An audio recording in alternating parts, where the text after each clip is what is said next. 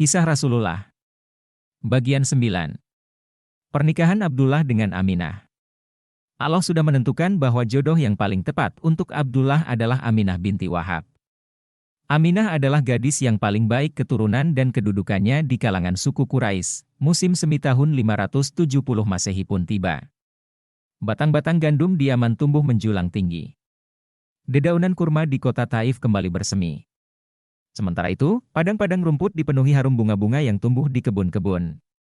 Bagi penduduk Mekah, musim semi adalah tanda kebebasan dan dimulainya lagi perdagangan musim panas ke Syria. Abdullah pun berniat pergi musim ini. Kanda, sebenarnya hatiku sangat berat melepas kepergianmu. Entah mengapa hatiku diliputi kekhawatiran dan kegelisahan. Aku bahkan berharap dapat menemukan suatu alasan untuk menahan kepergianmu. Keluh Aminah kepada suaminya. Abdullah tersenyum menenteramkan, hatiku pun terasa tertinggal di sini, Dinda. Aku tahu begitu besar rasa sayangmu kepadaku sehingga engkau berharap dapat terus berada di sisiku. Bukan cuma itu, damai rasanya berada di sampingmu, Kanda. Abdullah mengangguk, tetapi Dinda, kini di dalam perutmu ada bayi kita. Kau tahu aku adalah pemuda tak berada. Saat ini, kita hanya mempunyai 5 ekor kambing perah. Selain itu, tak ada lagi kekayaan yang dapat menghidupi kita berdua selain sedikit kurma dan daging kering.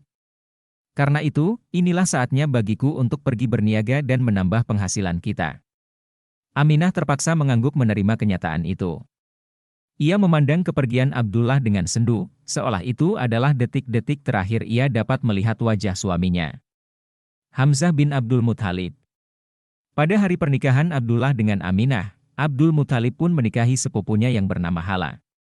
Dari perkawinan ini, lahirlah Hamzah, paman Rasulullah yang seusia dengan beliau. Abdullah meninggal. Bersama kafilah dagang, Abdullah tiba di Gaza. Kemudian, dalam perjalanan pulang, ia singgah di Yatsrib. Di sana, ia tinggal bersama saudara-saudara ibunya. Namun, ketika kawan-kawannya dari Mekah hendak mengajaknya pulang, Abdullah jatuh sakit. Rasanya, aku takkan kuat menempuh perjalanan pulang, kata Abdullah kepada kawan-kawannya. Kalian berangkatlah dan sampaikan pesan kepada ayahku bahwa aku jatuh sakit. Kawan-kawannya mengangguk. Akan kami sampaikan pesanmu. Baik-baiklah engkau di sini. Kafilah Mekah pun beranjak pulang. Ketika tiba di rumah, mereka menyampaikan pesan Abdullah kepada Abdul Muthalib. Harits, panggil Abdul Muthalib kepada putra sulungnya. Pergilah ke Yatsrib. Lihatlah keadaan adikmu. Jika sudah sembuh, jemputlah ia pulang. Harits pun segera berangkat. Ketika tiba di rumah paman-pamannya di Yatsrib, yang ditemuinya adalah wajah-wajah duka. Abdullah telah meninggal, kata mereka kepadanya. Mari, kami antar engkau ke pusarannya.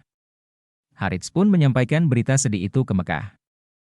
Melelehlah air mata di pipi Abdul Muthalib. Namun, kesedihan yang paling berat dirasakan oleh Aminah. Apalagi di saat itu ia tengah menantikan kelahiran bayinya. Selamat jalan, Kanda. Ishak Aminah. Hilanglah seluruh kebahagiaan hidupku bersamamu.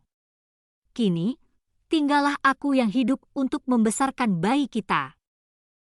Tidak lama lagi, bayi Aminah akan lahir. Bayi yang kelak ditakdirkan Allah menjadi orang besar, yang mengubah jalannya sejarah dunia. Peninggalan Abdullah. Saat meninggal, Abdullah meninggalkan 5 ekor unta, sekelompok ternak kambing, dan seorang budak perempuan bernama Ummu Aiman yang kelak menjadi pengasuh Rasulullah. Nama aslinya adalah Barokah. Ia berasal dari Habasyah. Demikian episode kali ini. Insya Allah, akan kita lanjutkan episode-episode selanjutnya dari seri kisah Rasulullah. Jika kamu suka, mohon bantu like dan subscribe channel ini, dan share kepada yang lain. Terima kasih.